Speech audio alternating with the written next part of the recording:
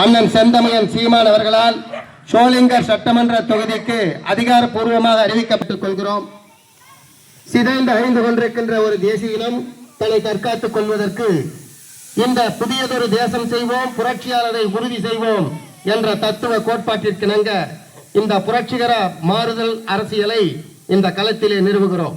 என் அன்பிற்குரியவர்களே, இந்த 50 ஆண்டு காலம் இந்த திமுகவும் அதிமுகவும் என்னென்ன மக்களுக்கான நலத்திட்டங்களை தந்தார்கள் என்பதை சிந்தித்து பார்த்து நீங்கள் வாக்கு செலுத்த வேண்டும்.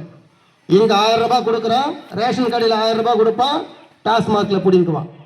இதான் எம் ஜெயர அரசியல். இதெல்லாம் யோசிக்கணும். இது பாரு, வரி வரின்னு உங்க மேல வரி போட்டு நாட்டை குட்டி சேவர் ஆகிட்டான். நீங்க அது தெரியாம இந்த 1000 500 வாங்கிக்கணும் ஓட்ட போடுற. நீ ஓட்ட போடுற, அவன் நாட்டை விற்கிறான். தொடர்ச்சியா இதுதான் 50 வருஷமா நடக்குது. உன்னுடைய அடிப்படை தேவைகள் ஏதாவது பூர்த்தி செய்யப்பட்டதா? 50 வருஷமா ஆண்டுங்கிறா 2 பேரும். ஏதாவது அடிப்படை ஒரு தேவை, நல்ல கல்வியை கொடுத்தானா, கல்விக்கேற்ற வேலையை கொடுத்தானா, வேலைக்கேற்ற சம்பளத்தை கொடுத்தானா, இதை 3 சரியா கொடுத்திருந்தா 1000 ரூபாய் நீ கை நீட்டி வாங்குவியா? வாங்குவியான்னு கேளு. நான் என்ன சொல்றேன், இலவசத்தை கொடுக்காத, அடிப்படை தேவைகளை பூர்த்தி செய். கல்வி, கல்விக்கேற்ற வேலை, அதை கொண்டு வாழ்கிற பெருமை மிக்க வாழ்வு. அந்த வாய்க்கையை கொடுறான் தான் நாங்க கேட்கிறோம். நீ வேட்டி சேலையை கொடுக்காத தம்பி, வேலை வெட்டியை கொடுறா, வேட்டி சேலையை நாங்க வாங்கிக்கிறோம். புரியுதா இல்லையா?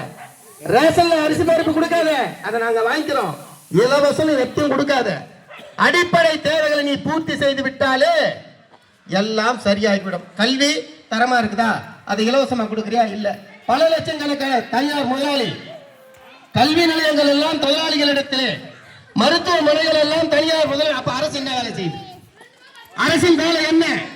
அதான் இங்க கேள்வி.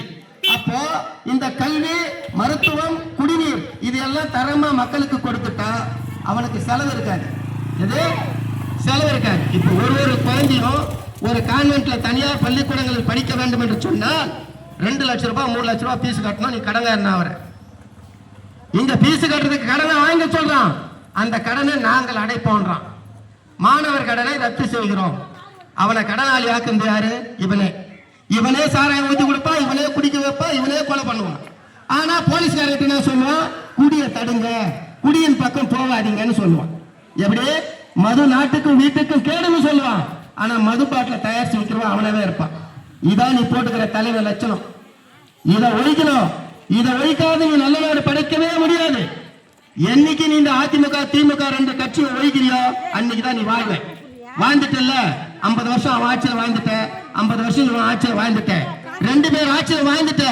இந்த பிசாசு பிசாசு தப்பல, பேய் பேய் தப்பல, பிசாசு இந்த 2த்தையும் விடு, தேவதை கிட்ட வா.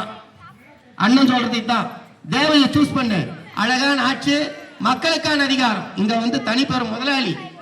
இந்த மாதிரி நீ ஓட்ட போடுற, அவன் நாட்டை வைக்கிறான். தான் தொடர்ச்சியா நடக்குது.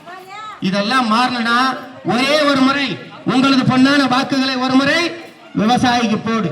இது பாரு, அவன் கொடுக்கறத வாங்கிக்கோ. அவன் அப்பா விட்டு துட்டு கொடுக்கல, நம்ம கிட்ட கொள்ளாட்சி வச்சுக்கிற பணத்தை தான் அவன் கொடுக்குறான். வாங்கிக்கோ.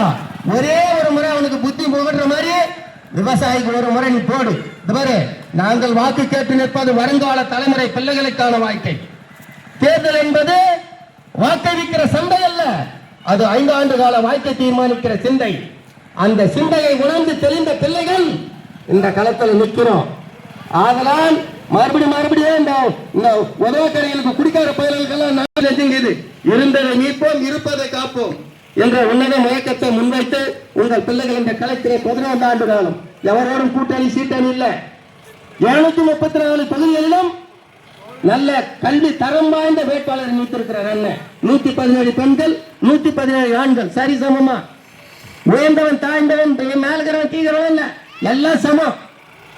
அந்த ஏற்ற தாழ்வுகளற்ற சமநிலை சமத்துவம் படைக்க உங்கள் பிள்ளைகள் இந்த களத்தில் ஒரு முறை, ஒரே ஒரு முறை வாழ்ந்துட்ட. 18 ஆண்டு காலம் திமுக ஆட்சியில, 18 ஆண்டு காலம் அதிமுக ஆட்சியில வாழ்ந்துட்ட.